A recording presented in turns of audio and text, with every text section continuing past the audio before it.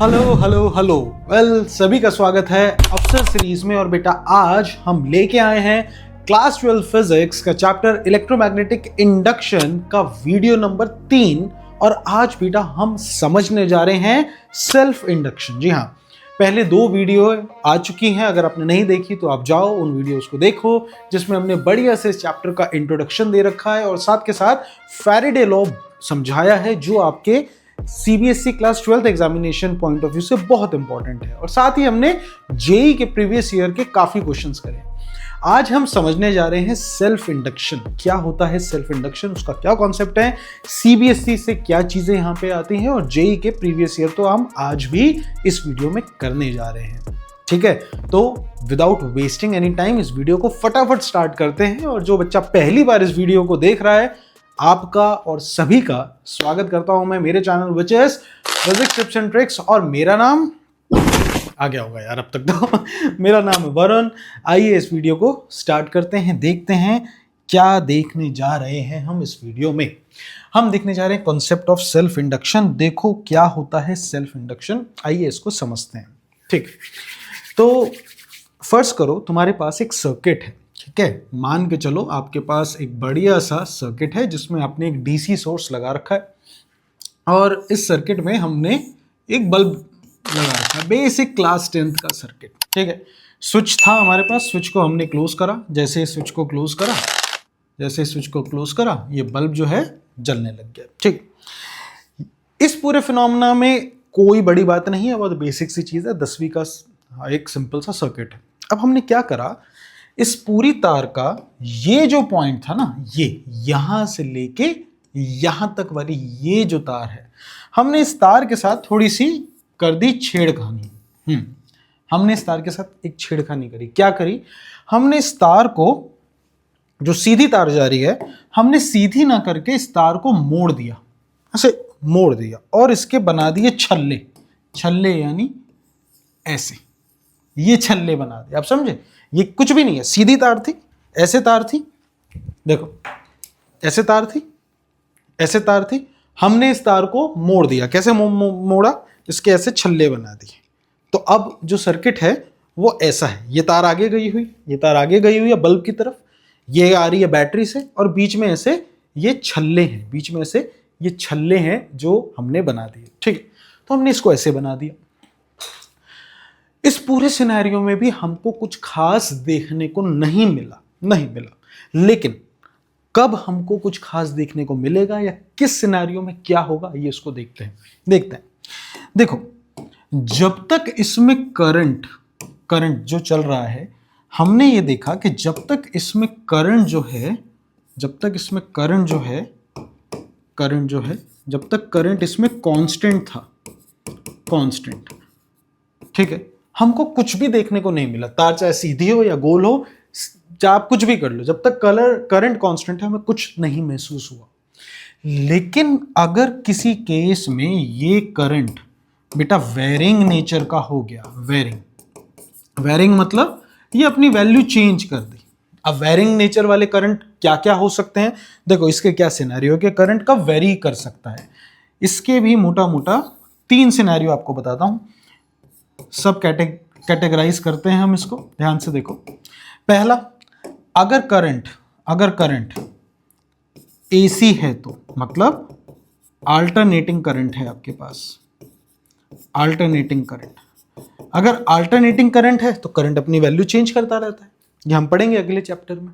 ठीक है, लेकिन इस चैप्टर के हिसाब से देखा जाए तो करंट अगर डीसी है, डीसी हम डीसी पढ़ रहे हैं, तो डीसी में ये कब हो सकता है, इसके भी 2 सिनेरियो। कब, जैसे ही आप इस स्विच को बंद करोगे तो करंट, जैसे मान लो जैसे स्विच बंद करा, करंट की वैल्यू थी 5 एम्पियर, तो ये 5 एम्पियर खड़ाक से तो नहीं होगा ना, 0 से पहले 1 2 3 4 5 कुछ मिली माइक्रो सेकेंड तो लगेंगे 5 तक जाने में।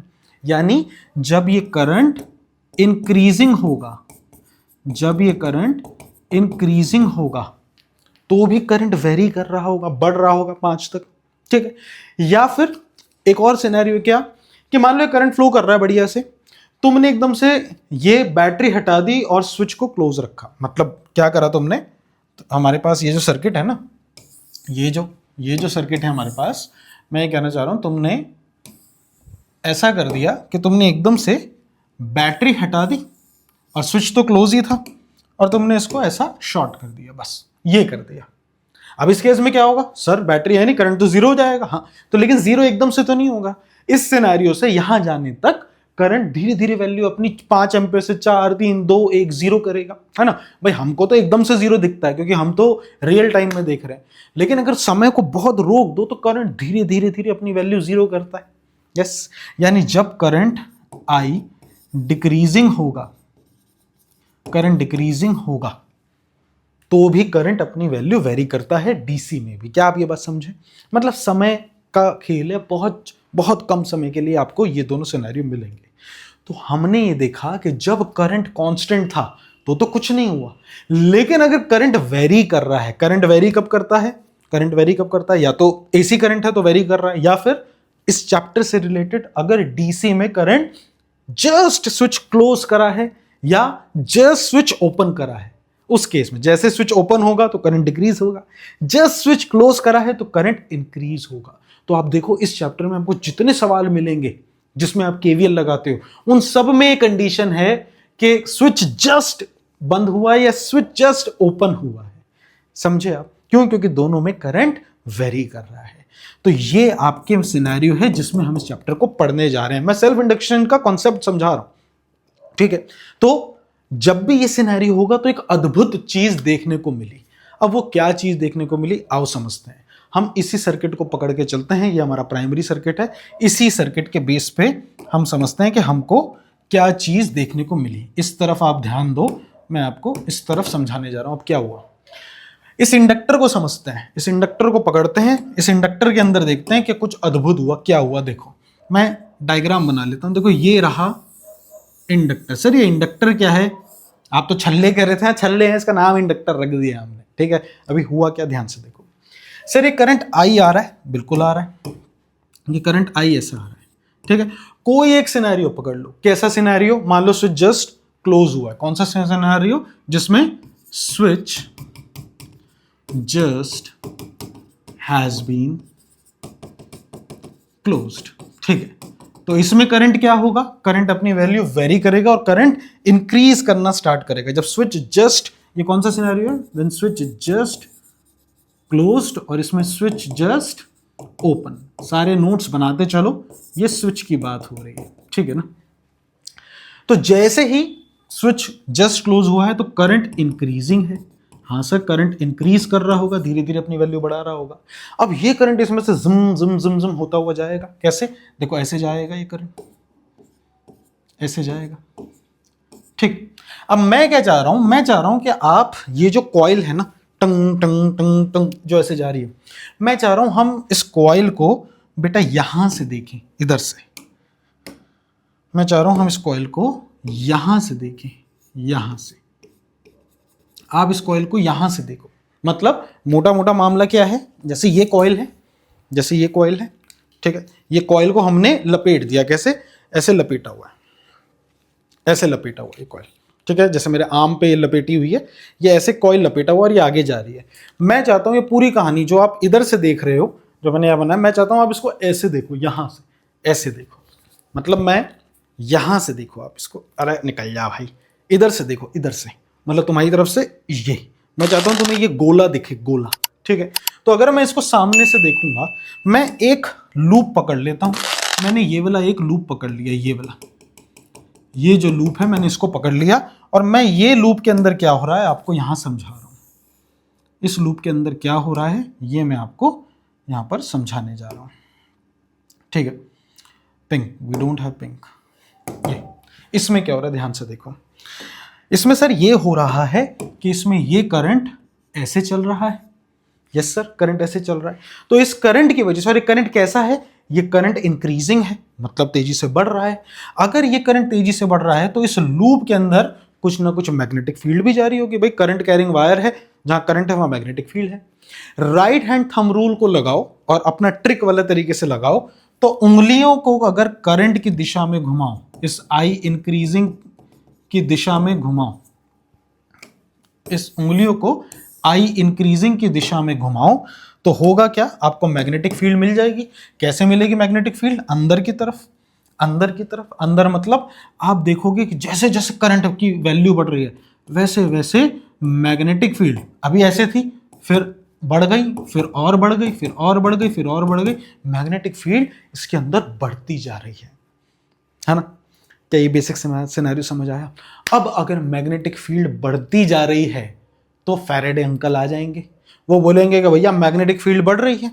फ्लक्स क्या होता है सर? फ्लक्स होता है B A cos theta. Sir B change होता जा रहा है, यानी फ्लक्स चेंज होता जा रहा है। फैराडे कह रहे हैं कि जहां भी फ्लक्स चेंज होगा वहां पर एक इंड्यूस ईएमएफ जनरेट हो जाएगा। फैराडे लॉ पे बताते गए हैं। तो D phi by D T यहां आपको मिल रहा है, फ्लक्स चेंज हो रहा है, यानी इसके अंदर एक ईएमएफ इंड्यूस होगा। और कॉइल में ईएमएफ इंड्यूस होगा तो एक करंट भी बनेगा, और करंट ऐसा बनेगा कि वो अपने कॉज को ही अपोज करेगा। यानी अब इसके अंदर एक करंट, ये करंट तो इंक्रीज हो ही रहा है, लेकिन एक और करंट अपने आप सेल्फ इंड्यूस होने वाला है। समझे? सेल्फ इंड्यूस हो रहा है। ये सेल्फ इंड्यूस कैसे हो रहा है? फैराडे लॉ के हिसाब से। फैराडे बता के गए हैं, पिछले वीडियो नहीं देखी तो जाके देखो। समझे? तो एक नया करंट बनेगा जो अपने कॉज को अपोज करेगा। कॉज क्या है? कॉज क्या है सर? ये increasing magnetic field. Magnetic field अंदर की तरफ इंक्रीज हो रही है, तो अगर अंदर की तरफ ये इंक्रीज हो रही है तो इसको अपोज करना है, तो इसको काटेगा। कैसे काटेगा? बाहर की तरफ मैग्नेटिक फील्ड बना के। बाहर की तरफ, ये अंदर की तरफ बढ़ रही है, ले बेटा तेरे को अपोज करता हूं बाहर की तरफ बना के। मतलब इसके अंदर एक ऐसी मैग्नेटिक फील्ड बनेगी जो बाहर की तरफ होगी। बाहर मतलब डॉट, इसमें डॉट बनना स्टार्ट हो जाएगा। क्यों? क्योंकि उसको अपोज करना है। डॉट का मतलब मैग्नेटिक फील्ड बाहर आ रही है, तो उंगलियां कैसे घूमेगी? Anti clockwise. मतलब इसमें एक करंट बनना स्टार्ट हो जाएगा जिसको आप आई इंड्यूस बोलोगे। और ये जो आई इंड्यूस है, ये आई जो आप ट्रांसफर कर रहे हो, जो आई इंक्रीजिंग है, उसको अपोज कर रहा है। देखो आई क्लॉकवाइज है और आई इंड्यूस एंटी क्लॉकवाइज चल रहा है। क्या आप ये बात देखें? यानी जब तक सीधी तार थी तब तक कोई दिक्कत नहीं थी, लेकिन तार को गोल क्या कर दिया, छल्ले क्या बना दिए, तो इस लूप के अंदर आई इंड्यूस हो रहा है। एक ऐसा करंट बन गया, खुद से ही बन गया, सेल्फ इंड्यूस हो गया, जो अपने कॉज को अपोज कर रहा है। ये काम कब होगा? जब भी जो भी करंट इसमें से पास होगा वो वेरिंग नेचर का हो, या बढ़ रहा हो या घट रहा हो। घटने के लिए भी ये सेम कहानी होगी।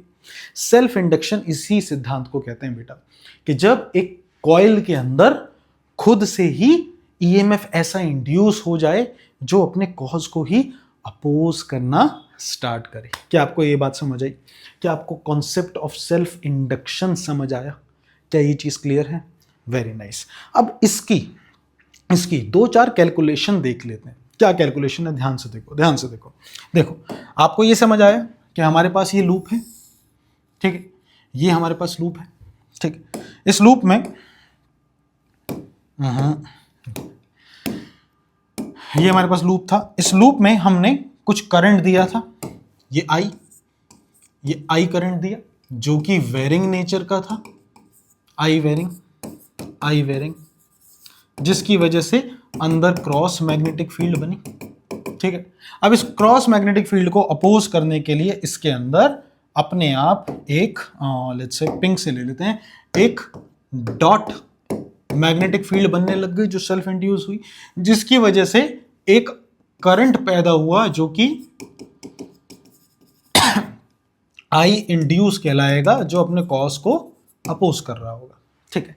अब ये चीज तो लाजमी है, जितना ज्यादा फ्लक्स का चेंज होने या जितना ज्यादा फ्लक्स बढ़ेगा या जितना ज्यादा फ्लक्स घटेगा, उस पे ही सारा का सारा करंट जो है वो डिपेंड कर रहा है। भाई समझो ना, जितना तेजी से फ्लक्स बढ़ रहा है या फ्लक्स घट रहा है, उस पे ही आपका जो ईएमएफ है वो डिपेंड कर रहा है।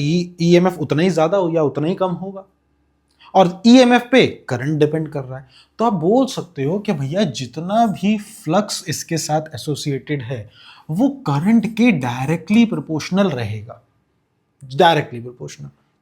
इफ दिस इज ट्रू कि वो करंट के डायरेक्टली प्रोपोर्शनल है, तो आप इसको ये बोल सकते हो, अच्छा ये फ्लक्स कौन सा है? ये एक कॉइल का है। अगर मान लो आपके पास n नंबर ऑफ कॉइल्स है, n नंबर ऑफ कॉइल्स का क्या मतलब है, ये तो मैंने आपको एक कॉइल दिखाई ना, असली में तो अपने पास ये सिनेरियो है ना, ऐसा सिनेरियो है, ऐसा सिनेरियो है ना, बहुत सारी कॉइल्स है। तो मान लो हमारे पास n नंबर, n क्या है, नंबर ऑफ टर्न्स, मतलब नंबर ऑफ कॉइल्स हैं ये। तो जितने नंबर ऑफ हमारे पास कॉइल्स होंगी, ये आप सोलिनॉइड के लिए भी मैं अलग से करके दिखाऊंगा क्योंकि इसमें लेंथ भी होगी, अगर आप इसमें भी समझ सकते हो। अगर मान लो ऐसे बहुत सारे छल्ले हैं, n नंबर ऑफ कॉइल्स हैं, ये क्या है, नंबर ऑफ टर्न्स, बहुत सारे नंबर ऑफ टर्न्स है, तो फ्लक्स टोटल कितना होगा, फाई टोटल कितना होगा सर, फाई टोटल बराबर हो जाएगा n फाई के, है ना। तो मैं फाई टोटल की जगह, यहां जो फाई टोटल लिखना है, मैं फाई टोटल की जगह n phi is proportional to i बोल सकता हूं, और यहां से मैं बोल सकता हूं कि n phi is equals to L I. इसमें l जो है बेटा वो कांस्टेंट है, और इसी को ही आप बोलते हैं कोफिशिएंट ऑफ सेल्फ इंडक्शन, यही आपका कोफिशिएंट होता है सेल्फ इंडक्शन का। अब अगर आप ईएमएफ की बात करो, जो ई इंड्यूस हो रहा है बेटा, वो बराबर होता है -n D phi by D T के, और D phi by D T कितना है, D phi by D T flux कितना है सर, फ्लक्स तो है एल आई के बराबर, तो आप इसको लिख सकते हो -n और D phi by D T की जगह D by D T of L I, आप ये बोल सकते हो। यानी E induced will be -n L D I by D T. अगर नंबर ऑफ टर्न्स एक ही है, ज्यादा नहीं है, तो सिंपल ई इंड्यूस जो हो जाएगा एक कॉइल का, वो -l D I by D T के बराबर आ जाएगा। यानी L will be equals to E induce बटे D I by D T, और मैं अगर इसकी सिर्फ वैल्यू निकालूं तो ये मॉड के अंदर आ जाएगा। क्या आप ये समझे? अब इसका मतलब क्या है? इसका मतलब ये है कि जो कोफिशिएंट ऑफ सेल्फ इंडक्शन है ना, वो मान के चलो ई इंड्यूस की वैल्यू 1 वोल्ट है, मान के चलो ई इंड्यूस की वैल्यू 1 वोल्ट है, और ये नीचे क्या है, जब करंट 1 एम्पियर पर सेकंड के हिसाब से चेंज हो रहा है, तो ई इंड्यूस जो कोफिशिएंट ऑफ सेल्फ इंडक्शन है उसकी क्या डेफिनेशन बन जाएगी, coefficient of self induction 1 volt के बराबर होता है जब कॉइल में करंट 1 एम्पियर पर सेकंड के हिसाब से चेंज होता है, वो वैल्यू ईएमएफ की कोफिशिएंट ऑफ सेल्फ इंडक्शन के बराबर होती है। इसकी आप चाहो तो यूनिट भी यहां से बना सकते हो। देखो यूनिट क्या बनेगी, ध्यान से देखो, इसकी फेमस यूनिट हेनरी होती है, मैं यहां लिख देता हूं, एल की फेमस यूनिट हेनरी है, जो आप इस पर लिख सकते हो। अगर वहां से बनाना चाहो तो आप इसको क्या, वोल्ट पर एम्पियर सेकंड भी बोल सकते हो। हालांकि ये कोई फेमस टर्म नहीं है, तो बस फॉर्मूले से हमने बना डाली। फेमस टर्म जो इसकी यूनिट है वो हेनरी है। जैसे कैपेसिटेंस की एसआई यूनिट फराड है, ऐसे ही इंडक्टर की यूनिट हेनरी है। सर इंडक्टर क्या है? यही जो छल्ले छल्ले है ना, इसी को बेटा इंडक्टर कहते हैं। यह फिनोमेना आपको इंडक्टर में देखने को मिलेगा। क्या आप ये बात समझे? तो जितना सिनेरियो मैंने आपको इन 2 पेजेस में समझाया है बिल्कुल स्क्रैच से कि क्या चीज देखने को मिलती है, इसका स्क्रीनशॉट भी लो, और साथ के साथ इन्हीं सब चीजों को समराइज करते हैं फटाफट। सेल्फ इंडक्शन क्या है? देखो लाइन बाय लाइन बढ़िया से लिखी हुई है, और इसलिए लिखी है क्योंकि बहुत से बच्चे ऐसे हैं जो सीबीएसई पॉइंट ऑफ व्यू से देख रहे हैं, उनके नोट्स प्रॉपर बनेंगे। देखो क्या है, self induction is the property of a coil by virtue of which the coil opposes any change in the strength of current flowing through it by inducing an EMF in itself। समझे? ये बढ़िया से आपको exam में definition लिखनी है। इसको आप बैक ईएमएफ भी कहते हैं। बैक ईएमएफ क्यों कह रहे हैं? तुमने देखा होगा ना, पहले तुमने शायद नहीं देखा होगा क्योंकि अब तो बुलेट में भी सेल्फ स्टार्टर आ गया है, लेकिन पहले क्या होता था कि अगर आपने बाइक है और आप जब सेल्फ स्टार्ट नहीं होता था तो किक मारनी पड़ती थी, तो कभी कभार किक उल्टा वापस आती थी, बहुत तेजी से वापस आती थी, है ना। ऐसे समझो, इसको बैक ईएमएफ कहते हैं। बैक ईएमएफ क्यों? क्योंकि ये मेन ईएमएफ को अपोज कर रहा है, खुद से इंड्यूस कर रहा है, और ऐसे इंड्यूस कर रहा है कि ये जो करंट जा रहा है उसको हमेशा अपोज करेगा, अपने कॉज को अपोज करेगा, इसलिए ये बैक ईएमएफ भी कहलाता है।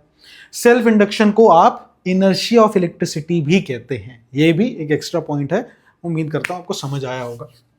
और क्या लिखा है, अ सर्किट और a part of circuit that is design to have this particular induction is called an inductor.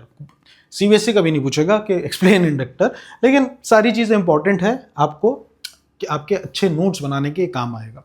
ठीक है, आगे लिखा है an inductor is a circuit element which opposes the change in current through it. It may be a circular coil और solenoid. एक circular coil भी inductor है, एक छल्ला भी इंडक्टर है, और पूरा का पूरा सोलिनॉइड भी इंडक्टर है। कि सर क्या फर्क है कॉइल और सोलिनॉइड में? अरे ये तो 10वीं में भी कर रखा है। कॉइल ये है और इंडक्टर बेटा ये होती है। दिस इज इंडक्टर, तो ये कॉइल है, ये इंडक्टर है।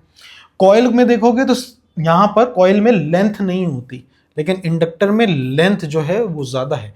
जो इंडक्टर की लेंथ है वो बहुत ज्यादा होती है इस कॉइल के रेडियस में, और यहां पर ये रेडियस अगर आर है तो इसमें तो लेंथ होती ही नहीं है। आर जो है बहुत ज्यादा बड़ा है लेंथ से। ये कॉइल और इंडक्टर का फर्क है, 10वीं में बच्चों को पढ़ा दिया जाता है। कोफिशिएंट ऑफ सेल्फ इंडक्शन, यहां से एक एक दो दो नंबर के सवाल सीबीएसई पूछ सकता है।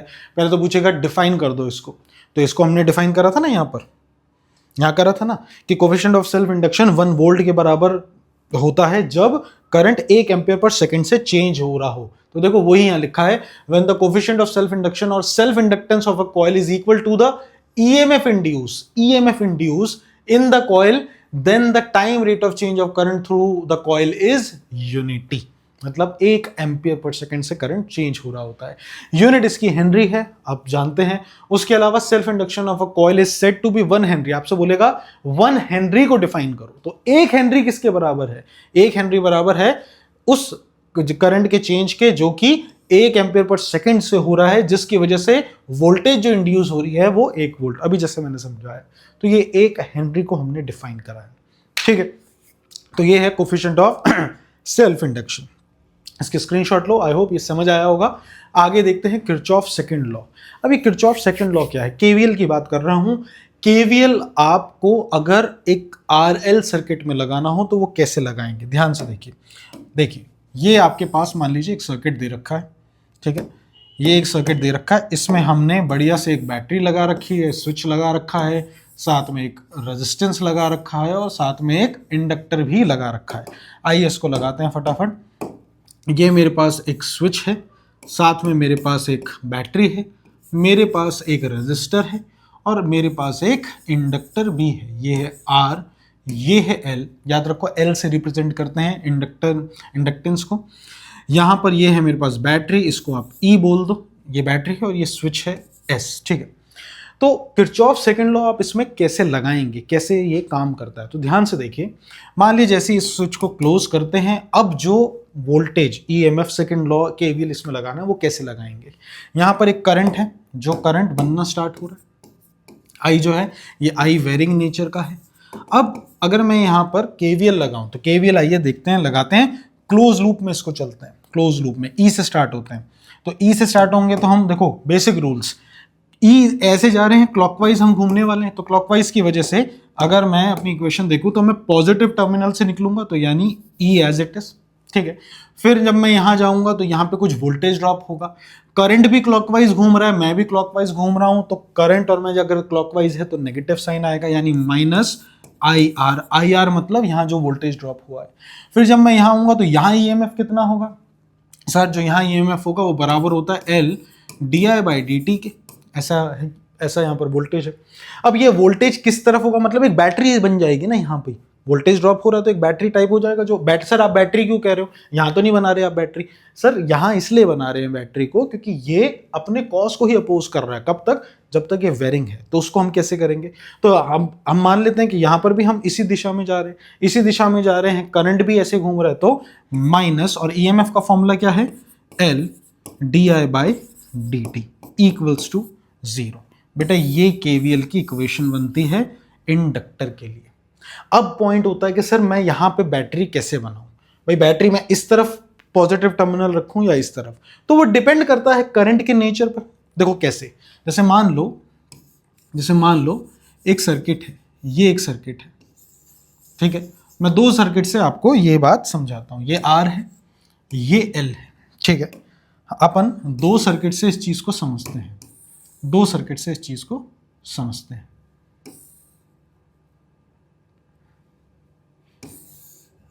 देखो पहला सर्किट देखो, this is the first circuit. इस फर्स्ट सर्किट में मान लो जो करंट है बेटा वो इंक्रीजिंग है। अगर करंट इंक्रीजिंग है तो यहां पर एक ऐसा करंट बनेगा जो अपने कॉस को अपोज करेगा। कॉस क्या है? इस तरफ करंट का बढ़ना। तो इस तरफ अगर करंट बढ़ रहा है तो इसको अपोज कैसे करेगा? इस तरफ करंट डाल के, तभी तो ये करंट अपोज होगा। समझ रहे हो? यानी इसमें एक ऐसा करंट बनेगा जो किस दिशा में जाएगा? जो इस दिशा में जाएगा, ऐसे जाएगा। ये है आई इंड्यूस, ये होगा आई इंड्यूस। समझे? अब करंट इस दिशा में जा रहा है। हमको तो पता है कि सर करंट हमेशा बैटरी के पॉजिटिव टर्मिनल से निकलता है और फिर जाता है। अब अगर करंट इस दिशा में जा रहा है तो इसका मतलब ये है कि यहां जो बैटरी बनने जा रही है वो कुछ ऐसे बनेगी जिसका पॉजिटिव टर्मिनल उल्टे हाथ पे और नेगेटिव टर्मिनल सीधे हाथ पे आएगा, ऐसे। तभी तो करंट यहां से निकलेगा। यही तो है आई इंड्यूस। क्या आपको ये बात समझ आई कि मैंने ये कैसे बनाया? ये आई इंक्रीजिंग है, करंट इंक्रीजिंग। क्या आप ये बात समझे? तो ये तो बैटरी बनाई ऐसी। अब इसका उल्टा ले लो। मान लो यही जो करंट है ये डिक्रीजिंग नेचर का है, दिस इज डिक्रीजिंग। तो इस तरफ करंट जो है वो बेचारा मर रहा है, थक रहा है, कम हो रहा है। तो इसमें एक ऐसा ईएमएफ बनेगा जो इस मरते हुए करंट को अपोज करेगा। कैसे? इस बार इसको अपोज करेगा इसी की दिशा में करंट बहा के, यानी यहां जो अब करंट बनेगा बेटा वो इस दिशा में जाएगा। ये होगा आई इंड्यूस। समझ रहे हो? यहां पर भी अपोज कर रहा है, यहां भी अपोज कर रहा है। ये डिक्रीज है।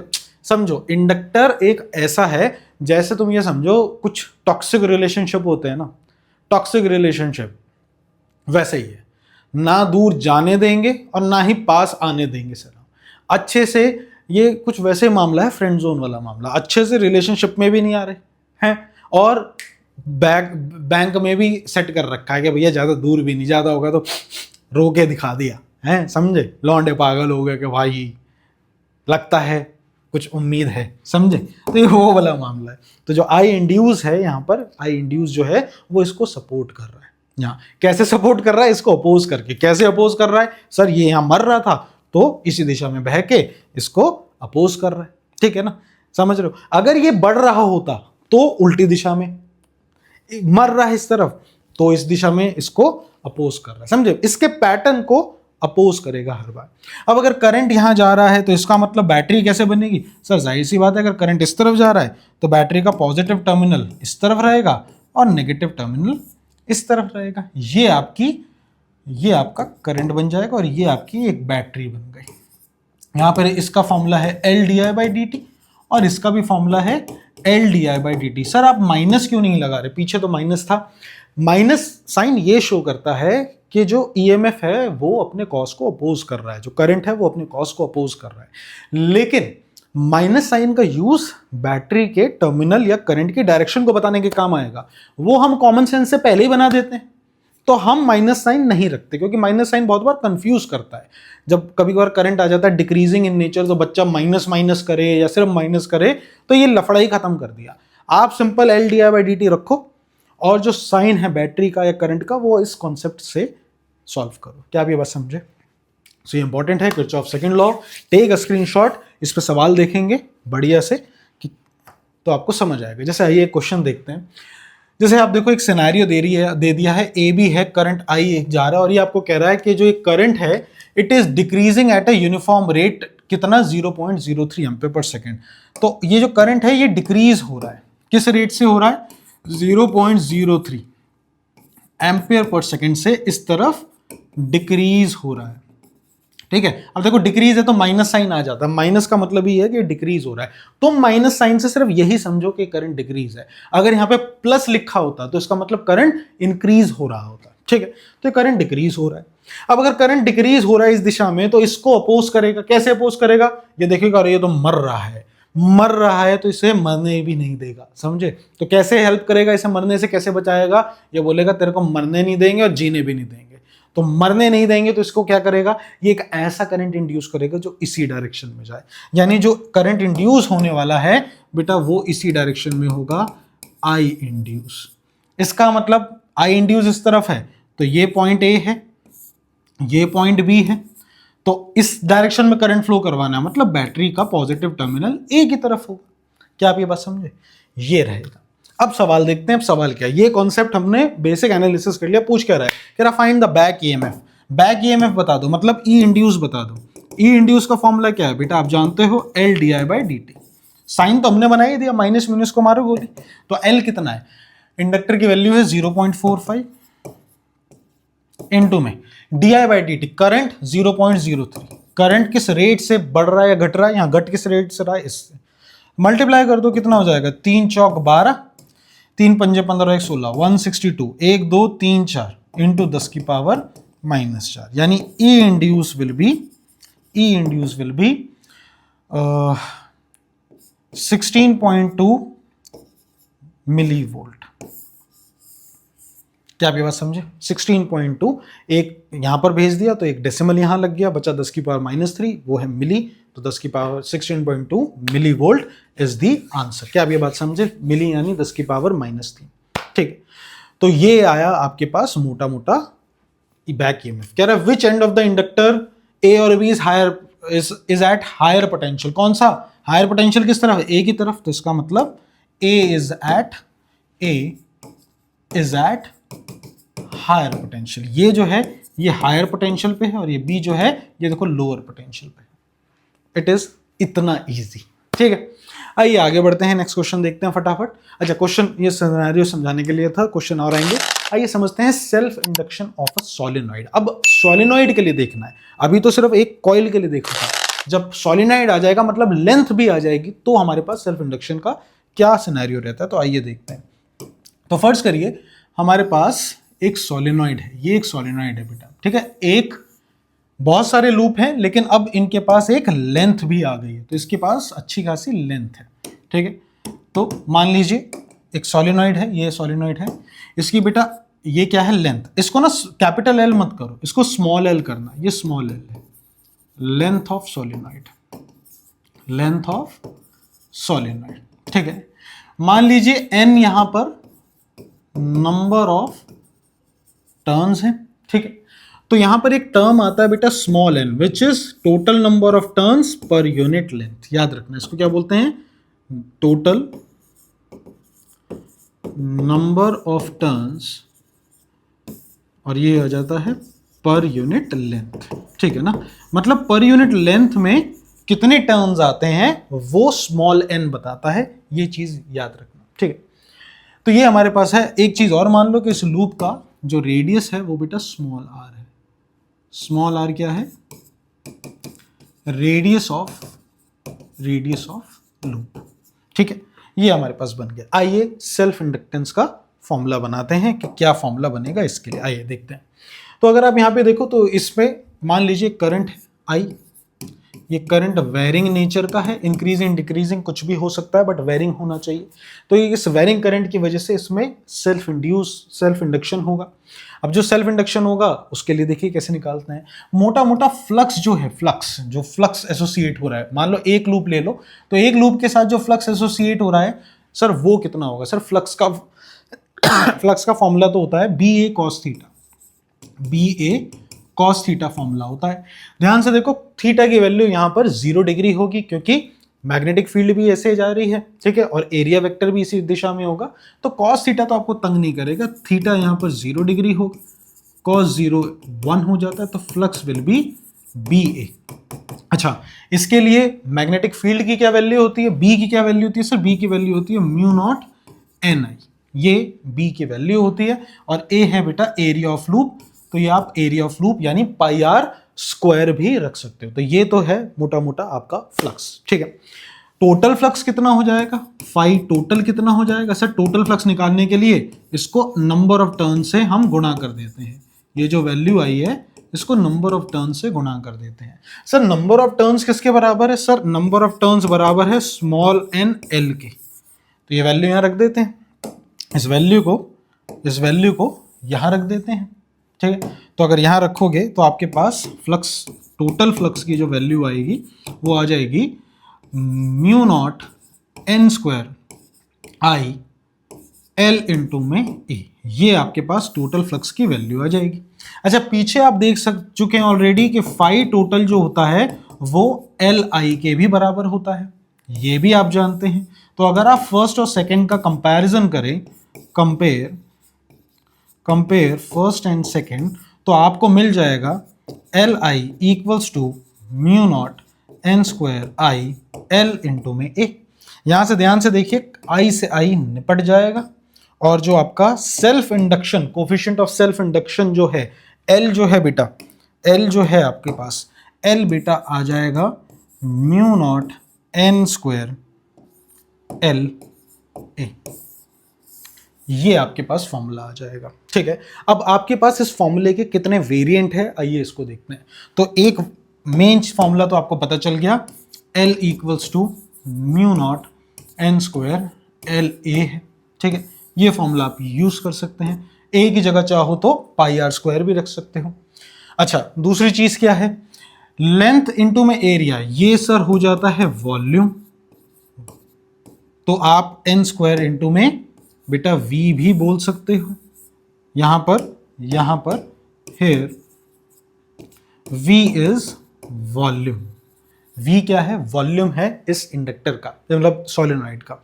अच्छा, उसके अलावा और क्या हो सकता है सर, एल को मैं चाहूं तो सर यहां से मैं स्मॉल एन की वैल्यू को खोल के एन बटे एल भी लिख सकता हूं। तो ये फॉर्मूला बन जाएगा mu not N square L ए बटे का एल स्क्वायर। सर ध्यान से देखिए, एल से स्क्वायर निपट जाएगा, तो ये कट जाएगा, तो आपको मिलेगा सेल्फ इंडक्शन का एक फॉर्मूला बड़ा बढ़िया सा, L equals to mu not N square A by L.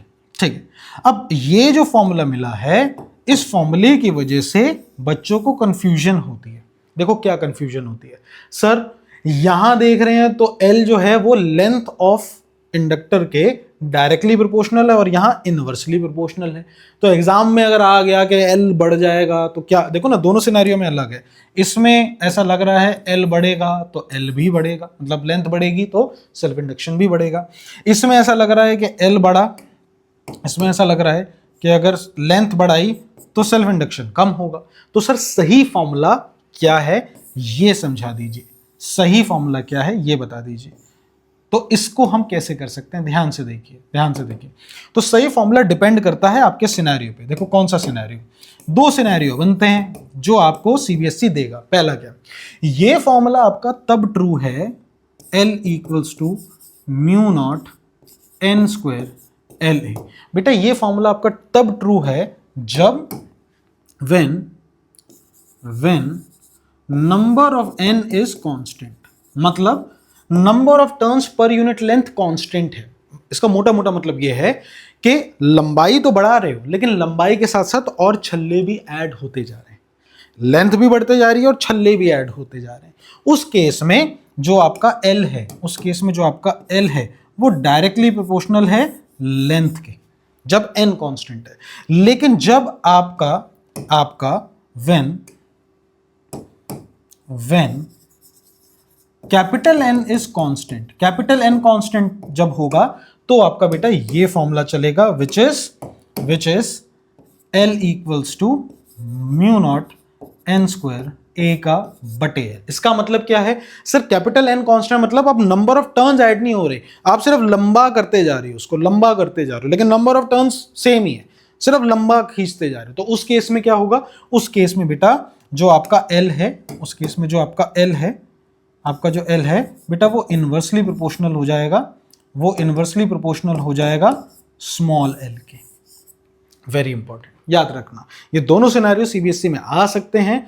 यहां पर आपका सेल्फ इंडक्शन के फॉर्मूले होते हैं खत्म। आई होप डेरिवेशन समझ आई होगी, इसका स्क्रीनशॉट लो, आगे बढ़ा जाए। ठीक है, आइए नेक्स्ट है हमारे पास energy stored in an inductor. Energy inductor में जो स्टोर हो रही है उसका एक फेमस फॉर्मूला है हाफ LI²। आपको ये पता रहना चाहिए। देखो अगर मैं पावर का फॉर्मूला पूछूं कि पावर क्या होता है, तो पावर होता है rate of doing work, dW/dt होता है सर। और वर्क डन क्या होता है सर, मुझे ये पता है, मैं यहाँ लिख देता हूं, we know that voltage is amount of work done on per unit charge. तो मैं यहाँ अगर देखूं तो यहाँ dt की जगह मैं वर्क डन मतलब W की जगह मैं QV लिख सकता हूं। तो यहां पर मैं QV लिख सकता हूं। इसको अगर मैं देखूंगा तो V बाहर आया, ये हो जाएगा dq बाई dt। सॉल्व करूंगा तो dq बाई dt I हो जाएगा। तो यहां पर मैं इसको लिख सकता हूं, मैं V की जगह मैं डायरेक्ट E लिख देता हूं, क्योंकि मैं अभी तक E लिखते हुए आया हूं ना, तो मैं इसे QE लिख देता हूं। आप लोग, क्योंकि इंड्यूस EMF है ना, इंड्यूस EMF है, तो इसको मैं E लिख देता हूं, ये इंड्यूस EMF है। V लिखूंगा तो आप लोग कंफ्यूज हो जाओगे। इंड्यूस, ये I इंड्यूस की बात हो रही है, इंड्यूस की बात हो रही है, ठीक है। तो ये हो जाएगा dq बाई dt, और q की जगह मैं E लिख देता हूं। इसको सॉल्व करेंगे तो dq बाई dt इस तरफ और यहाँ पर E इस तरफ, और जो E इंड्यूस है वो अपने कॉज को अपोज करता है, तो बेटा एक नेगेटिव साइन यहाँ जरूर लगा देना, ठीक है। इसको सॉल्व करोगे तो dq बाई dt बन जाता है I, तो ये आ जाएगा माइनस EI। देखो क्या ये बात समझ आई। तो पावर का आपके पास मोटा मोटा जो फॉर्मूला आया वो बराबर है dw by dt which is equals to minus EI। ये भी आप जानते हो कि E का क्या फॉर्मूला है सर, E का फॉर्मूला है minus L DI by dt DI by dt। अरे बाप रे क्या हो रहा भाई, L DI बाई dt, और इनटू का ये वाला I तो एज इट इज यहाँ रहेगा ही, ठीक है। तो ये आपके पास फॉर्मूला है किसका, E का भी फॉर्मूला खोल दिया। अच्छा, ये बात आप जानते हो कि जो वर्क डन है वही पोटेंशियल एनर्जी के फॉर्म में स्टोर हो रहा है, ठीक है। तो जो वर्क डन है वो बराबर है बेटा negative of du by dt के, पोटेंशियल एनर्जी के फॉर्म में स्टोर होता जा रहा है। तो अगर आप इन दोनों के फॉर्मूले को देखो तो इन दोनों फॉर्मूले को देख के आप ये बोल सकते हो, मोटा मोटा जो आपको दिमाग में रखना वो ये रखना है कि जो वर्क डन करा जा रहा है वही पोटेंशियल एनर्जी की फॉर्म में स्टोर हो रहा है, जो कि बराबर है L DI by dt into I, ठीक है। अब आप यहां से ध्यान से अगर देखो इन दोनों का, इनका कंपैरिजन करो, तो मैं यहां से इसको निपटाऊं तो जितना भी वर्क डन है, जो वर्क डन है वही पोटेंशियल एनर्जी की फॉर्म में स्टोर हो रहा है और वही L DI डॉट I के बराबर है। इन दोनों का कंपैरिजन करो तो आप बोल सकते हो du equals to L I into में DI। ये आपके पास सिंपल सा एक इक्वेशन बन जाती है। अब ये छोटी सी पोटेंशियल एनर्जी आ गई, तो हमें टोटल निकालनी है, तो इसको हम क्या कर देंगे, हम इसको इंटीग्रेट कर देंगे। आइए इसको इंटीग्रेट करते हैं। तो du को इंटीग्रेट करूंगा, यहां कर देता हूं, तो du को इंटीग्रेट करूंगा और यहां पर Li को Li di को भी इंटीग्रेट करते हैं। तो ये du को इंटीग्रेट करेंगे तो ये टोटल एनर्जी आ जाएगी, L कांस्टेंट है। I di को इंटीग्रेट करूंगा तो ये हो जाएगा I स्क्वायर बाय 2, यानी जो टोटल एनर्जी का फॉर्मूला है वो बराबर है हाफ Li स्क्वायर के बेटा। ये आपके पास फॉर्मूला आ गया, energy stored in an inductor, ठीक है। जैसे कैपेसिटर के लिए जब हम एनर्जी लिखते थे तो क्या लिखते थे, वो लिखते थे हाफ C V स्क्वायर। ये क्या था, ये किसका फॉर्मूला था, कैपेसिटर का। ये किसका फॉर्मूला था, कैपेसिटर का। इन्हें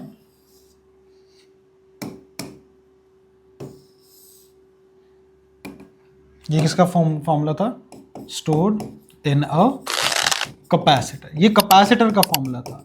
दोनों फॉर्मूलों को अगर आप कंपैरिजन करो, इन दोनों फॉर्मूले का कंपैरिजन करो, आधा आधा, कोफिशिएंट ऑफ सेल्फ इंडक्शन की जगह कैपेसिटेंस आ गया, करंट की जगह वोल्टेज आ गया। ध्यान से देखो, अगर आप एक और सिनेरियो देखोगे, कैपेसिटर में एनर्जी स्टोर्ड होती थी in the form of electrical field.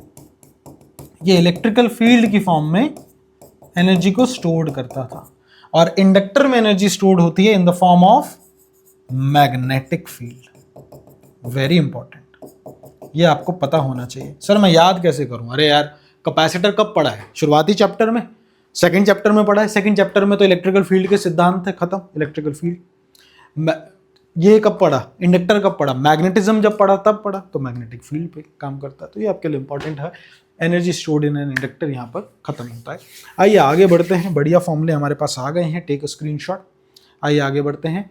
Next है कॉम्बिनेशन ऑफ सेल्फ इंडक्शन। देखो अभी याद कर लो, रेजिस्टर और इंडक्टर बढ़िया भाई भाई है, कैपेसिटर इन दोनों का ही विपरीत है। जैसे एग्जांपल मान लो सीरीज आपका कॉम्बिनेशन है। सीरीज कॉम्बिनेशन मतलब ये रहा एक इंडक्टर और ये रहा एक और इंडक्टर, तो ये सीरीज कॉम्बिनेशन है। ये मान लो L1 है, ये L2 है। अब इस सिनेरियो में अगर आप देखा जाए तो मैं अगर इसको रिप्लेस करना चाहूं एक L इक्विवेलेंट से, तो बेटा जो L इक्विवेलेंट होगा वो L1 प्लस L2 के बराबर आएगा।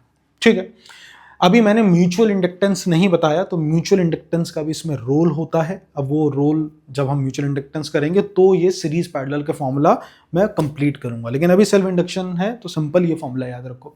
लेकिन यही अगर पैरेलल का फॉर्मूला मतलब एक इंडक्टर ये रहा, दूसरा इंडक्टर ये रहा, और ये कुछ ऐसे कनेक्ट है और मैं चाहता हूं एक L इक्विवेलेंट बनाना, तो याद रखो L equivalent will be L1 L2 बटे L1 प्लस L2। आप इसको ऐसे निकाल सकते हैं, या फिर 1 by L equivalent equals to 1 by L1 plus 1 by L2 हो जाएगा, याद रखिएगा।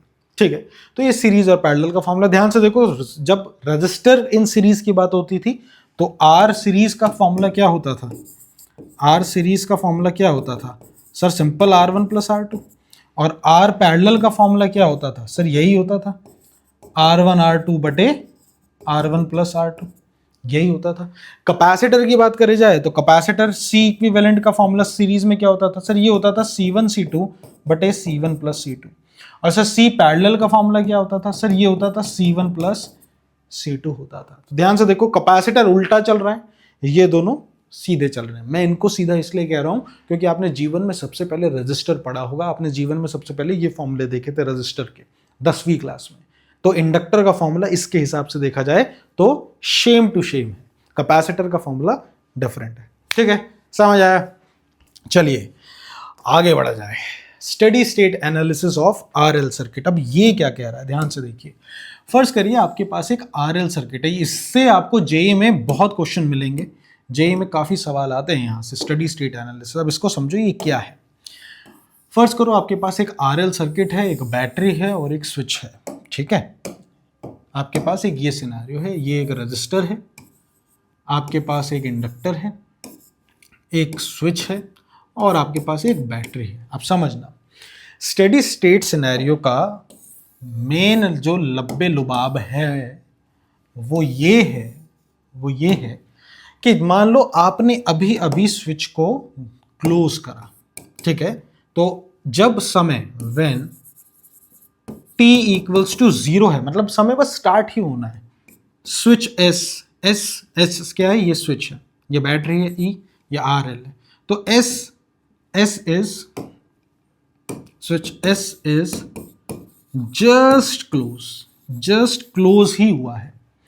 अगर यहां इंडक्टर नहीं होता तो कोई बड़ी बात नहीं थी, सिंपल करंट फ्लो करता जो अपनी वैल्यू का है एकदम से वो पकड़ता।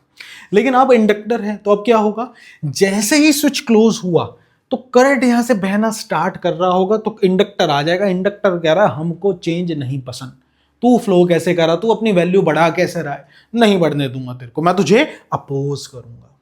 यानी बढ़ते हुए करंट को ये अपोज कर रहा है। अगर ये बढ़ते हुए करंट को अपोज कर रहा है तो एक आइडियल सिनेरियो में ये करंट को बहने से रोक रहा है। इसका मतलब एक आइडियल सिनेरियो में ऐसा लग रहा है कि ये जब टाइम इनिशियल कंडीशन है, जब इनिशियल कंडीशन है तो इनिशियल कंडीशन में जब टाइम t इक्वल्स टू 0 है उस केस में L अपोज कर रहा है, बिल्कुल बहने नहीं दे रहा। और आइडियल कंडीशन में आप बोल सकते हो L act as open switch, ये एक ओपन स्विच की तरह काम कर रहा है। क्यों सर? अरे जब स्विच ओपन होगा तो करंट नहीं बह पाएगा ना, ये भी तो वही काम कर रहा है, इनडायरेक्ट वे में है जरूर लेकिन ओपन स्विच की तरह काम कर रहा है। इसका मतलब आप ये समझे कि कभी भी आपके पास कोई सवाल आए और उस सवाल में अगर ये लिखा है कि भैया ऐसे ऐसे करके रेजिस्टेंस इंडक्टर ये सब दे रखे हैं और आप करंट को कैलकुलेट करिए और इनिशियल सिनेरियो में कैलकुलेट करिए जिसमें स्विच को जस्ट क्लोज करा है, अभी स्विच को जस्ट क्लोज करा है। तो ऐसे में आप याद रख लीजिए कि जैसे ही ऐसा सिनेरियो आए, आपको जहां पर भी इंडक्टर दिखे आप उसको वहां से ऐसा हटा के गायब कर देना। ये क्या हो गया, ये ओपन हो गया बेटा, ओपन सर्किट। याद करो जब कैपेसिटर था तब हम क्या करते थे, कैपेसिटर इनिशियल सिनेरियो में क्लोज स्विच की तरह काम करता था। जब पूरी तरीके से चार्ज हो जाता था तब वो और करंट को फ्लो नहीं करने देता था, यानी जब time t equals to capital T होता था तब वो एक तरीके से तब वो ओपन स्विच की तरह काम करता था, वरना वो क्लोज स्विच की तरह। ये उल्टा है, ये इनिशियल कंडीशन में ओपन स्विच की तरह काम कर रहा है। ठीक है, आगे देखो। अब धीरे धीरे एक सिनेरियो आया जिसमें करंट ये ओपन स्विच की तरह आइडियल कंडीशन में काम कर रहा है, लेकिन समय निकला, t की वैल्यू जो टाइम की वैल्यू है वो कुछ t के बराबर हुई, लेकिन करंट धीरे धीरे इंक्रीज, ये एकदम से इंक्रीज नहीं होने देगा, करंट धीरे धीरे अपनी वैल्यू इंक्रीज करने लगा। ठीक है, ये बीच के टाइम के बारे में हम अभी बात नहीं करेंगे, बाद में बात करेंगे। ठीक है, जब मैं आपको टाइम कांस्टेंट के बारे में बताऊंगा, इसको छोड़ो। अब आओ सीधा फाइनल कंडीशन। फाइनल कंडीशन क्या थी सर? फाइनल कंडीशन ये थी कि स्विच पूरी तरीके से क्लोज्ड है, ठीक है, और करंट अपनी मैक्सिमम वैल्यू पकड़ चुका है, धीरे धीरे ही सही, धीरे धीरे फ्लो कर रहा है, इंडक्टर अपोज कर रहा है, बट करंट भी बेशर्मों की तरह बहते अपनी मैक्सिमम वैल्यू को अचीव कर लिया उसने। यानी आप पहुंच गए जब टाइम कैपिटल T के बराबर हो गया। ये आपकी कैसी है? ये इनिशियल कंडीशन, तो ये हो गई फाइनल कंडीशन। ये क्या हो गई? ये हो गई आपके पास, ये हो गई आपके पास फाइनल कंडीशन बेटा। फाइनल कंडीशन का मतलब क्या है? फाइनल कंडीशन मतलब करंट अपनी वैल्यू पकड़ चुका है, यानी I जो है वो अब कांस्टेंट हो गया है। I कांस्टेंट होने का क्या मतलब है? I कांस्टेंट होने का मतलब यह है कि I वेरिंग रहा ही नहीं, अपनी वैल्यू पकड़ चुका है। जैसे ही I कांस्टेंट हो जाता है, इस L का काम धंधा सब खत्म, क्योंकि ये तभी तक काम करता है जब करंट वेरिंग हो, यानी L है हो या ना हो कोई फर्क नहीं पैंदा।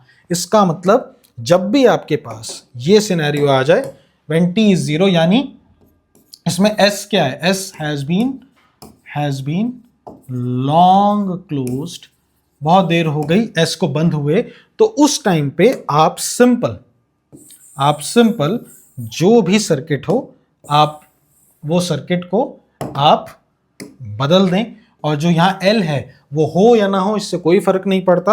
मतलब यहां पर L एक्ट करेगा एज क्लोज्ड स्विच, मतलब जहां भी आपके पास L आपको दिखे तो उस सिनेरियो में आप सिंपल L को एक शॉर्ट सर्किट से क्लोज कर दो। तो L एक्ट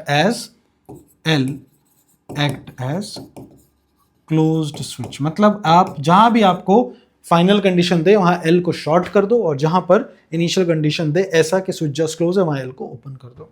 तो ये सिनेरियो आपके लिए जरूरी है। बीच के सिनेरियो की बात करेंगे बाद में। क्या ये बात समझ आई?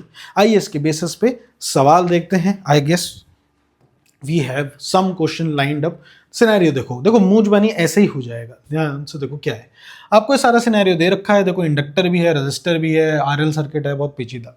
आपको कह रहा है कि find the current through the battery, 12 volt की बैटरी है। कह रहा है इसमें बताओ कितना सर्किट में करंट घूमेगा just after the switch is close, मतलब अभी अभी ताजा स्विच को क्लोज ही करा है। मैं इसका सर्किट डायग्राम आपको बना के दिखाता हूं, ठीक है, उसमें फिर फेरबदल करेंगे। ये हमारे पास बेसिकली बैटरी है, ठीक है ना।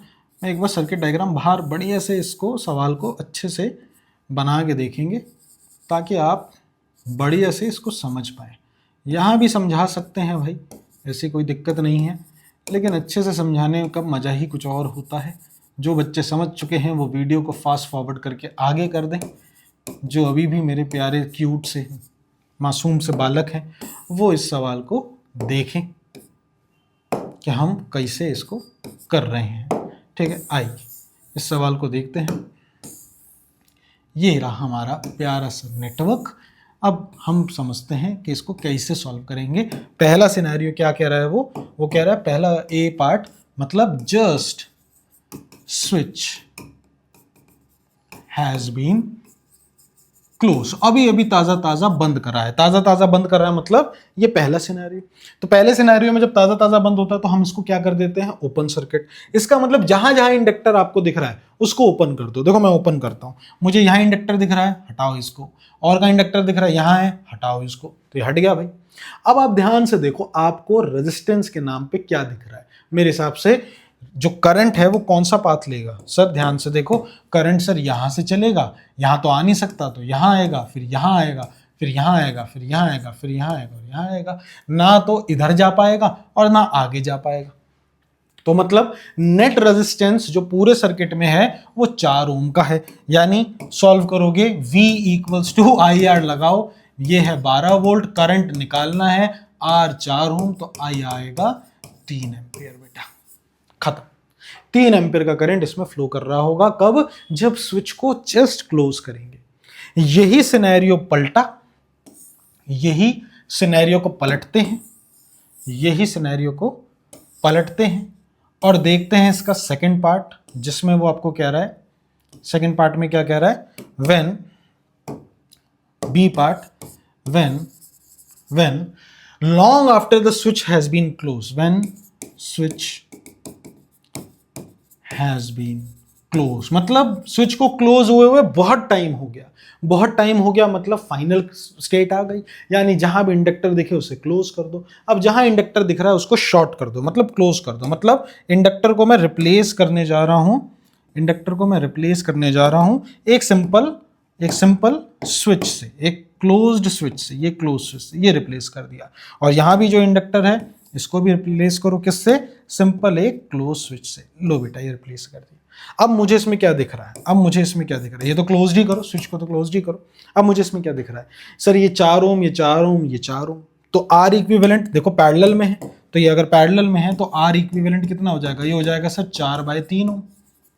ठीक है, वोल्टेज है 12 वोल्ट, वोल्टेज है 12 volt. Sir V equals to IR लगाओ, तो I कितना हो जाएगा सर V/R, सर V है 12 और R है 4 और बटे का 3, सर 4 3 12, 3 3 9, सर करंट हो जाएगा 9 एम्पियर।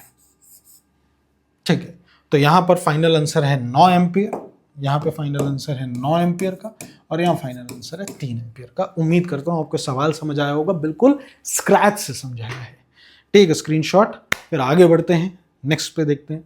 आइए नेक्स्ट क्वेश्चन देखते हैं हमारे पास। अब देखिए एक नया अद्भुत सवाल है, आपको चीजें दे रखी हैं, क्या रेजिस्टेंस की वैल्यू दे दी 10 ओम, इंडक्टर दे दिया 5 हेनरी का, करंट जो है I वो कितना है भाई, करंट है 2 एम्पियर का, और वो ये कह रहा है कि ये जो करंट है ये तेजी से चेंज हो रहा है। कैसे चेंज हो रहा है, 1 एम्पियर चेंज हो रहा है 1 एम्पियर पर सेकंड से। तो इसको कैसे करोगे, 5 मिनट का टाइम लो, वीडियो पॉज करो और देखो कि इसको कैसे करा जाएगा। तो आइए देखते हैं अब ये क्वेश्चन को आप कैसे टैकल कर सकते हो, कैसे कर सकते हो। मैक्सिमम चीजें आपको दे रखी है, आपको EMF की भी वैल्यू दे रखी है, which is nothing but 20 volt, 20 volt आपको EMF दे रखा है, और करंट आपको बता दिया कि अब करंट जो है जो 2 एम्पियर का है वो अब 1 एम्पियर पर सेकंड से डिक्रीज हो रहा है। इधर जो करंट है वो डिक्रीज हो रहा है। अब तुम अपने आप पहले ये फिगर आउट करो कि करंट डिक्रीज हो रहा है, तो इंडक्टर करंट वेरी हो रहा है, करंट कम हो रहा है, तो इंडक्टर इसको अपोज करेगा। कैसे अपोज करेगा, इसी दिशा में करंट को फ्लो करवा के। करंट इसी दिशा में घट रहा है ना, तो घटते हुए करंट को अपोज कैसे करेगा कि भाई तेरे को मरने भी नहीं दूंगा, इसी दिशा में करंट फ्लो करवा के। यानी यहां पर जो बैटरी बनेगी वो बनेगी बेटा कुछ, वो बनेगी कुछ ऐसे, ये बैटरी बन जाएगी। क्या आप ये बात समझ पा रहे हैं कि ये हमने कैसे बनाया, ये B as it is, A as it is, बाकी सारी वैल्यू एज इट इज। ये 10 ओम है, जो करंट जा रहा है इस तरफ, जब वो चेंज हो रहा है किस हिसाब से, एक एम्पियर पर सेकंड के हिसाब से, 1 एम्प पर सेकंड के हिसाब से, और घट रहा है, तो ये यहाँ पर एक EMF बन जाएगा जिसकी वैल्यू होगी, E की वैल्यू होगी L di/dt। मैं साइन नहीं रख रहा क्योंकि साइन का काम मैंने बैटरी का पोटेंशियल बना के कर दिया, और ये 20 वोल्ट है, और यहाँ पर आपका V भी है और V है। तो इस पर KVL लगाओ बेटा, A से B जाओ तो कैसे जाओगे, VA, अब इस तरफ आप जाओ, हम कैसे चल रहे हैं, हम भी ऐसे चल रहे हैं, तो देखो करंट भी इस तरफ, हम भी इस तरफ, तो 2 एम्पियर के हिसाब से यहाँ पर जो वोल्टेज ड्रॉप था वो कितना था, I इंटू आर, और हम भी इस तरफ जा रहे हैं तो ये हो जाएगा माइनस आई आर इसके हिसाब से। इस तरफ जाओ तो यहाँ पे जो ईएमएफ बैटरी के पॉजिटिव टर्मिनल से निकल रहा हूं तो ये हो जाएगा plus L D I by D T, जिससे निकलते हैं, जिस टर्मिनल से निकलते हैं वो। यहाँ नेगेटिव टर्मिनल से निकलूंगा तो ये minus E equals to V B. मुझे चाहिए वी ए बी, मतलब V A minus V B चाहिए, तो बेटा V A minus V B will be equals to, सबको उधर फेंक दो, I R plus E minus L D I by D T.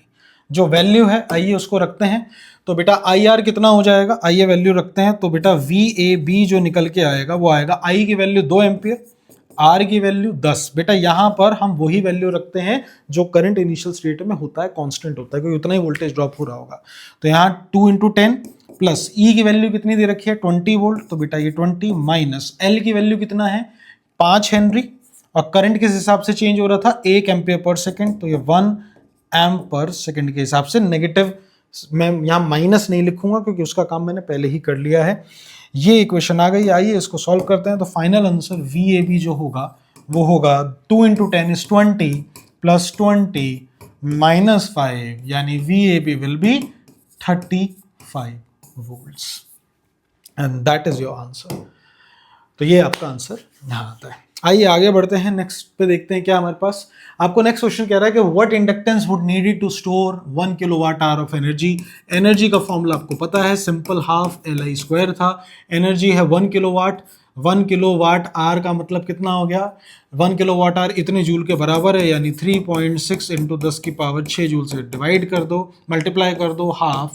Inductor आपसे पूछ रहा है करंट का स्क्वायर यानी 200 का स्क्वायर यानी 4 इंटू 10 की पावर 4। बस अब इसको सॉल्व करना है। आइए काटा बीटी करना स्टार्ट करते हैं। 10 की पावर 4 से 6 गया, यहाँ बचा 2, और इस 2 से ये गया, ये भी बचा 2, फिर इस 2 से 3.6 गया, ये आया 1.8। तो आपका फाइनल आंसर जो L आएगा, L will be equals to कितना आ जाएगा 180 हेनरी। खत्म, डायरेक्ट खत्म, ठीक है ना। तो ऐसे कुछ छुटकाऊ सवाल सीबीएसई में और आपको देखने को मिल सकते हैं। नेक्स्ट क्वेश्चन देखो, कह रहा है 2 coil having self induction, 2 coil है जिसका 5 मिली हेनरी और दूसरा L2 आपको दे रखा है 1 मिली हेनरी, ठीक है। कह रहा है the current in the coil is increasing at the same rate, मतलब DI बाई dt दोनों का सेम है, ठीक है, at a certain instant and the power supply to the coil is also same, मतलब P1 बराबर है P2 के, ये भी आपको दे रखा है P1 बराबर P2 के और करंट भी सेम है। कह रहा find the ratio of E induce. तो देखो मान लो पहला पार्ट E इंड्यूस यानी E1 बटे E2 आपसे पूछ रहा है।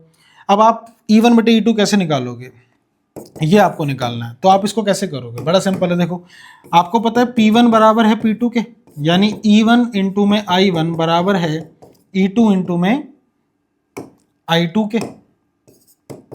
I2 के। इसका मतलब E1 बटे E2 बराबर है I2 बटे I1। क्या मेरे पास I2 I1 का कांस्टेंट करंट का सिनेरियो है? नहीं है, इससे तो ये नहीं होगा। तो E इंड्यूस को और हम कैसे कर सकते हैं, direct half L I square का फॉर्मूला लगा देते हैं। आप देखो E1 किसके बराबर है, E1 बराबर है जो E इंड्यूस बराबर है हाफ एल आई स्क्वायर नहीं, E1 यानी E इंड्यूस की बात हो रही है, तो इसका फॉर्मूला है L1 DI by dt divided by L2 DI by dt, ये इसके बराबर है, ठीक है। तो आप इसका कंपैरिजन करो, मतलब आप बोल पाओगे कि E1 बटे E2 will be equals to L1 DI by dt और यहाँ लिख देते हैं L2 DI बाई dt। ध्यान से देखो DI बाई dt कट जाएगा, यानी E1 बटे E2 बराबर है L1 बटे L2। L1 की वैल्यू है 5 मिली हेनरी और L2 की वैल्यू है 1 मिली हेनरी। ध्यान से देखो, काटा पीटी कर दो तो आपको रेशियो जो मिलेगा वो मिलेगा 5:1, यानी E1 बटे E2 will be equals to 5:1। So that is how you do the first part, ठीक है। अच्छा, इस सिनेरियो से अगर आप देखो, इस सिनेरियो को देखो, अगर आप क्लोन का ऑप्शन कहाँ गया, क्लोन। इस सिनेरियो को अगर आप देखो तो मैं यहाँ से ये भी बोल सकता हूँ सेकेंड पार्ट में कि P1 P2 के बराबर है, इसका मतलब ये सिनेरियो बराबर है। अब E1 बटे E2 का रेशो 5:1 है, तो मैं बोल सकता हूँ सो I1 बटे I2 will be equals to I1 बटे I2 will be equals to E2 बटे E1, और E2 बटे E1 का रेशो है 1:5, यानी फाइनल जो रेशो आया I1 बटे I2 का, I1 बटे I2 का, वो आया 1:5। देखो सेकंड पार्ट भी इसका खत्म कर दिया। तीसरा, and the energy stored in the inductor, energy का फॉर्मूला निकालना है, यानी E1 बटे एनर्जी 2। सर इसका फॉर्मूला है हाफ L1 I स्क्वायर और ये हाफ L2 I2 का स्क्वायर। ध्यान से देखो, आधे से आधा गया, आधे से आधा गया, आपको क्या मिला? आपको फाइनल जो रेशो मिला वो कितना मिला? फाइनल जो एनर्जी का रेशो है, एनर्जी 1 बटे एनर्जी 2 का जो बेटा रेशो आया है, वो आया L1 बटे L2 इंटू में I1 का स्क्वायर बटे I2 का स्क्वायर। ध्यान से देखो, L1 बटे L2 का रेशो कितना था? L1 बटे L2 का रेशो है 5:1 और I1 बटे I2 का रेशो है 1:5, यानी 1:5 इंटू 1:5। तो ये आया आपके पास एनर्जी 1 बटे एनर्जी 2 का रेशो। काटा पीटी कर दो, ये 5 से 5 जुड़ जाएगा, तो फाइनल जो आपको पास आंसर आएगा बेटा En1 बटे En2 का जो फाइनल आंसर है वो है 1:5। तो ये आपको एक रेशो प्रोपोर्शन वाला भी एक सवाल यहाँ पे खत्म होता है। ठीक है, तो बेसिक सवाल है, कोई ऐसी दिक्कत नहीं है। आइए अब बात करते हैं प्रीवियस ईयर क्वेश्चन की। अब आते हैं जेई में। मैं आपको जेई का भी लेवल दिखाता हूँ, ताज़ा 2023 जेई मेंस का एक सवाल है। आपको कह रहा है a 12 volt battery is connected to a coil of resistance 6 ohm. एक कॉइल है जिसका रेजिस्टेंस है 6 ओम और एक स्विच के थ्रू एक 12 वोल्ट की बैटरी जो है बेटा वो लगाई गई है। ठीक है, आपको कह रहा है जो कांस्टेंट करंट और switch drives a constant current in the circuit. एक कांस्टेंट करंट इसमें चल रहा है। ठीक है, मतलब स्विच क्लोज है और एक कांस्टेंट करंट इसमें चल रहा है। ठीक है, आई कांस्टेंट। ठीक है, आपसे क्या कह रहा है कि the switch is opened in 1 millisecond, मतलब 1 मिली सेकेंड यानी 1 × 10⁻³ सेकेंड में स्विच जो है वो ओपन हो गया। ठीक है, तो आपको कह रहा है इस पॉइंट पे जो ईएमएफ इंड्यूस हुआ है, जो ईएमएफ इंड्यूस हुआ है, भाई स्विच ओपन होगा तो करंट डिक्रीज होगा, करंट डिक्रीज होगा तो करंट वेरी होने लगेगा, तो एक ईएमएफ इंड्यूस हो जाएगा। ठीक है, तो एक अच्छा कॉइल कहाँ है भाई? अच्छा, connected to a coil of resistance 6 ohm. ठीक है, मैं भी कह रहा है यार कॉइल तो दिख नहीं रही, कॉइल कहाँ बना दे? यहाँ बना देते हैं कॉइल, ये कॉइल भी है। ठीक है ना, तो एनीवेज, तो अब आगे देखते हैं ई इंड्यूस कितना आ गया? 20 वोल्ट, 20 वोल्ट। ठीक है, इस कॉइल में 20 वोल्ट का ईएमएफ इंड्यूस हुआ। आपको कह रहा है कि एल बता दो इस कॉइल का, सेल्फ इंडक्टेंस कितना होगा? तो देखो बड़ा आसान है। देखो इनिशियल कंडीशन में अगर मैं देखूं जब करंट कांस्टेंट था तो उस टाइम पे आई की वैल्यू क्या रही होगी? सर कांस्टेंट पे तो इंडक्टर शॉर्ट सर्किट कर देंगे, मतलब सिर्फ रेजिस्टेंस और 12 वोल्ट, तो इसका मतलब आई है V/R, V है 12, आई है 6, यानी कि 2 एम्पियर। मतलब आई इनिशियल जो था वो है सर 2 एम्पियर। ठीक है ना, 2 एम्पियर रहा होगा। उसके बाद आई फाइनल कितना हो जाएगा? इसके सर जब ओपन कर देंगे तो आप बोल सकते हो कि जो आई फाइनल होगा वो 0 हो जाएगा, है ना? आई फाइनल 0 हो जाएगा। तो जो करंट का चेंज आया है वो बेटा 2 एम्पियर का चेंज है। ठीक है, मोटा मोटा देखो 2 एम्पियर का चेंज आया है। ठीक है सर, 2 एम्पियर का करंट में चेंज आया है। ये जो 2 एम्पियर का चेंज आने में कितना समय लगा? सर समय लगा 10⁻³ यानी 1 मिली सेकेंड लगा। यानी आप बोल सकते हो कि आपके पास di/dt की जो वैल्यू है, मतलब चेंज इन करंट बटे चेंज इन टाइम, बेटा वो है 2 एम्पियर का करंट चेंज हुआ है और ये कितने टाइम में हुआ है? ये हुआ है 1 × 10⁻³ में। आपके पास di/dt की वैल्यू है। साइन वाइन को मारो गोली, इंडक्टर की वैल्यू निकालनी है ना, साइन को मारो गोली, मैग्नीट्यूड पे खेलो। तो और ई इंड्यूस कितना हुआ है सर? वो हुआ है 20 वोल्ट, वो हुआ है 20 वोल्ट। यानी अब फॉर्मूला लगा दो, E = L di/dt। Sir E है 20, L पता नहीं, और di/dt है 2 × 10⁻³ आइए इसको सॉल्व करो। 2 से ये 10 गया, यहाँ से ये 2 गया, तो L की वैल्यू आई 1/100। तो 1/100 पे कौन सा आंसर मैच कर रहा है? क्या मैं 1/100 को 0.01 हेनरी भी लिख सकते हैं? बिल्कुल लिख सकते हैं। क्या मैं इसको 1 × 10⁻⁻2 हेनरी लिख सकता हूँ? बिल्कुल लिख सकता हूँ। और क्या मैं इसको 10 × 10⁻³ हेनरी लिख सकता हूँ? वो भी लिख सकता हूँ, यानी 10 मिली हेनरी लिख सकता हूँ। यानी correct answer would be option number B. क्या आप ये बात समझ में आई? ठीक है, तो that is how you do it. 2023 का ये सवाल। नेक्स्ट देखो हमारे पास क्या है। अब देखो स्टडी स्टेट वाले सवाल यहाँ से जेईई में भी कितने आए। 2021 में क्वेश्चन आया है, कह रहा है एक आपको यहाँ पर 4 आइडेंटिकल रजिस्टर दे रखे हैं, इन सभी रजिस्टर की वैल्यू बेटा 20 ओम है, 20 ओम, 20 ओम और ये भी 20 ओम। ठीक है, और 2 आइडेंटिकल इंडक्टर है जिनकी वैल्यू 2 मिली हेनरी है। ये 2 मिली हेनरी और ये भी 2 मिली हेनरी आपको दे रखा है, और ये भी 20 ओम आपको दे रखा है। ठीक है, आपको क्या कह रहा है? एक आइडियल बैटरी 9 वोल्ट की लगा रखी है जिसका ईएमएफ 9 वोल्ट है। कह रहा है the current I just after the switch is close. Just switch close करा है, जब अभी अभी स्विच जस्ट क्लोज करा है तो जो इंडक्टर है वो ओपन सर्किट की तरह काम करते हैं। मतलब आप इंडक्टर को ओपन कर दो। इंडक्टर को ओपन कैसे करना पड़ेगा? इसको यहां से हटाना पड़ेगा।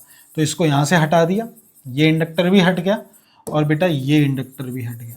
इन दोनों इंडक्टर के हटते के साथ ही ये सर्किट खत्म, ये सर्किट खत्म, सिर्फ 20 और 20 ये रह गया, यानी 20 और 20 40, यानी ईएमएफ ई आई जो है वो E/R। ई कितना है बेटा? 9 है। रेजिस्टेंस 20 ओम और 20 ओम, ये हो जाएगा 40। अच्छा रेजिस्टेंस 20 नहीं है, 2.0 ओम है। अच्छा 2 ओम है, 2 ओम सॉरी, 2.0 ओम, 20 नहीं है, 2 ओम है। तो 2 और 2 4 हो जाएगा, तो ये 4 हो जाएगा। तो करंट कितना आया? 4 दूनी 8, 9 10, 4 पंजे 20, एक सेकेंड, 4 दूनी 8 10, फिर 4 दूनी 8, फिर 4 पंजे 20, 2.25 एम्पियर। ऑप्शन में है क्या? 2.25 है sir, option number C is correct. ठीक है, तो ये था 2021 का जेईई मेंस का सवाल।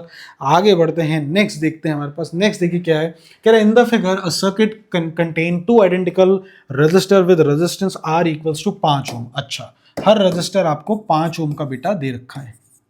ठीक है, आपको इंडक्टर भी दे रखा है 2 मिली हेनरी का। ठीक है, आपको एक बैटरी दे रखी है 15 वोल्ट की कनेक्टेड टू अ स्विच। ठीक है, what will be the current through the battery long after the switch is close. बहुत टाइम हो गया स्विच को बंद हुए, तो यानी ऐसे में जो इंडक्टर है वो पूरी तरीके से गायब हो जाता है। यानी आप इसको क्लोज कर दीजिए। तो ये क्लोज कैसे होगा? सिंपल इसको शॉर्ट कर दीजिए, ये शॉर्ट हो गया। तो 5 और 5 किस में? पैरेलल में, तो ये 2.5 ओम हो गया। तो करंट कितना आ जाएगा? करंट आ जाएगा I विल बी E/R, यानी 15/2.5, यानी कि 150/25, 25 चौक 100 और 5 6, यानी 6 एम्पियर का करंट आ जाएगा। So do we have 6 ampere? Do we have? Yes, option A is correct and that is how you do this. और इसी के साथ हमारा ये सेशन होता है खत्म। उम्मीद करता हूं आपको सेल्फ इंडक्टेंस समझ आया होगा। नेक्स्ट वीडियो जो कि प्रोबेबली लास्ट वीडियो होने वाली है इस चैप्टर की, which is on mutual inductance. तब तक प्रैक्टिस करते रहो। वीडियो अच्छी लगी है तो चैनल को लाइक शेयर सब्सक्राइब करो, और एग्जाम आ रहा है, तैयारी जबरदस्त करके रखो। Bye bye.